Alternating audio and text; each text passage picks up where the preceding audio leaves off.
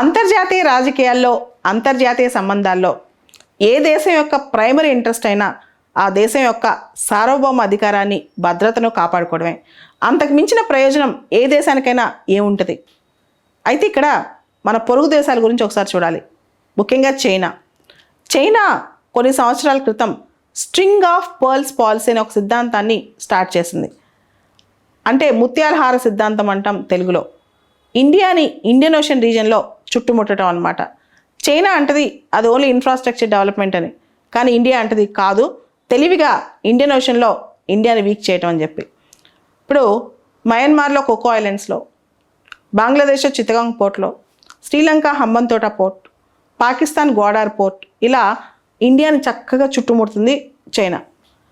తెలివిగా ఏం చేస్తుందంటే ఈ దేశాలని అప్పులు ఊబిలోకి లాగుతుంది. ఆ పోర్ట్లు, ఆ ఇన్ఫ్రాస్ట్రక్చరు చైనా వాడుకోవడానికి ప్రయత్నం చేస్తుంది. ఈ దేశాలకి అవి తెలిసొచ్చేలోపు తెల్లారిపోతుంది. సో ఈ దిశలో ఇంకొక అంశం ఏంటంటే చైనా యొక్క నౌక ఒకటి ఇప్పుడు శ్రీలంక హంబన్తోట పోర్ట్లో డాక్ అయి ఉంది ఈ రోజున. దీనిపైన ఇండియా చాలా కన్సర్న్ వ్యక్తం చేసింది గత వారం 10 రోజుల నుంచి. ఆ షిప్ పేరు యుయాన్ వాంగ్ 5. ఇది ఇప్పుడు హంబన్తోట పోర్ట్ మనకు చాలా దగ్గరలో ఉందన్నమాట.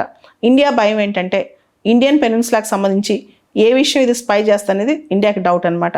ఈ యుయాన్ వాంగ్ 5 అనే చైనీస్ షిప్ కొత్త జనరేషన్ స్పేస్ ట్రాకింగ్ షిప్ అనమాట. ఇది శాటిలైట్స్ని మానిటర్ చేస్తుంది, రాకెట్స్ని మానిటర్ చేస్తుంది, ఇంటర్కాంటినెంటల్ బ్యాలిస్టిక్ మిసైల్స్ని మానిటర్ చేస్తుంది, ఇలా మానిటర్ చేస్తూనే ఉంటుంది. ఇండియా ప్రకారం ఇది ఒక స్పైస్ షిప్, ఒక గూఢచారి. అంటే ఈ షిప్లో ఇన్ఫర్మేషన్ ఇమీడియట్గా, ఈ షిప్ తెచ్చుకున్న ఇన్ఫర్మేషన్ ఇమీడియట్గా బీజింగ్కి వెళ్తూ ఉంటుంది. ఎక్కడున్న ఈ షిప్ ఉన్నా సరే ఇన్ఫర్మేషన్, షిప్కి సంపాదించిన ఇన్ఫర్మేషన్ మొత్తం బీజింగ్కి వెళ్తూ ఉంటుంది అనమాట. యాక్చువల్గా ఈ షిప్ 11th వచ్చి చేరాల్సింది హంబన్తోట పోర్ట్కి, కానీ ఇండియా అబ్జెక్షన్స్తో అది నిన్న అంటే 16వ తారీఖు సాయంత్రం వచ్చిందంట. సో ముఖ్యంగా యుయాన్ వాంగ్ 5 షిప్ అనేది రకరకాల ఇన్స్టలేషన్స్ కానీ, ఇండియాకి సంబంధించిన సమాచారం కానీ, ఇండియాకి సంబంధించిన శాటిలైట్ సమాచారం కానీ చైనాకు పంపించుద్దామని చెప్పి ఇండియాకి చాలా భయం అనమాట. ముఖ్యంగా ఇది ట్రాన్స్ ఓషియానిక్ ఏరోస్పేస్ అబ్జర్వేషన్స్ ఎక్కువ చేస్తూ ఉంటుంది. అంటే మహాసముద్రాల్లో వెళ్ళి ఏరోస్పేస్ అబ్జర్వేషన్స్ చేస్తూ ఉంటుంది. దాంతో చాలా ఎవరికి దొరికిన ఇన్ఫర్మేషన్ ఈ నిఘా షిప్కి రావచ్చు అనమాట. అండ్ ఈ షిప్కి స్పేస్ స్పైయింగ్లో, తర్వాత శాటిలైట్ ట్రాకింగ్లో చాలా ఎక్సలెంట్ ట్రాక్ రికార్డ్ ఉందన్నమాట. ఇమీడియట్గా బీజింగ్కి చాలా ఫాస్ట్గా పంపించే రికార్డు కూడా ఉందన్నమాట.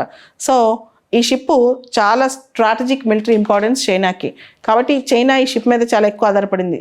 దీంతో ఇప్పుడు హంబన్తోట పోర్ట్ మొత్తం ప్రపంచవ్యాప్తంగా న్యూస్లోకి వెళ్ళిపోయిందనమాట. మీ అందరికీ తెలుసు హంబన్తోట పోర్ట్ అనేది శ్రీలంకలో ఉంది. అది 2010లో ఓపెన్ చేశారు. చైనా మేజర్ ఫండింగ్ చైనానే ఇచ్చిందనమాట దీనికి. సో సూయజ్ కెనాల్కి వెళ్ళే రూట్లో ఈ హంబన్తోట పోర్ట్ అనేది షార్ట్ కట్ అవుతుంది, హెల్ప్ చేస్తుంది అనమాట. దాంతోపాటు చైనా దాదాపు 80-80% ఈ పోర్ట్ కన్స్ట్రక్షన్కి డబ్బులు ఇచ్చింది, 85% ఫండింగ్ అనమాట. సో డబ్బులు కట్టలేకపోతే పోర్టులని లీజు తీసేసుకోవడం, పోర్టులు వాడుకోవడం ఇలాంటి పని చేస్తే చైనా. సో చిన్న చిన్న దేశాలను కూడా చెక్ బుక్ డిప్లొమసీతో, డెట్ ట్రాక్ డిప్లొమసీలో చైనా మాయ చేస్తుంది. అసలు మేజర్ కన్సర్న్ ఏంటంటే చైనా చుట్టుపక్కల ఉన్న దేశాల సెక్యూరిటీ దెబ్బతీయటమే. సో చైనా ఇలాంటి చేష్టలు చేయకుండా ఉండాలంటే ఇండియా డిటరెన్స్ మెకానిజం స్ట్రాంగ్ చేయాలి, ఇండియా నిఘా వ్యవస్థ కూడా స్ట్రాంగ్ చేయాలి. అప్పుడే మనం చైనాని ఎఫెక్టివ్గా కౌంటర్ చేయగలం.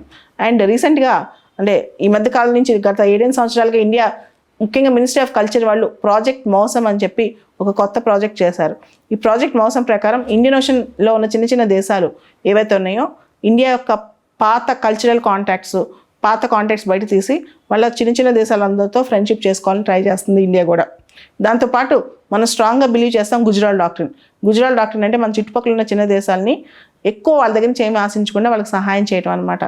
ఇండియా గుజరాల్ డాక్ట్రిన్ కూడా ఫాలో అవుతే మంచిది, కొంచెం ఎఫెక్టివ్గా ఇంకా ఫాలో అవుతే కూడా మంచిది చైనాని కౌంటర్ చేయడానికి.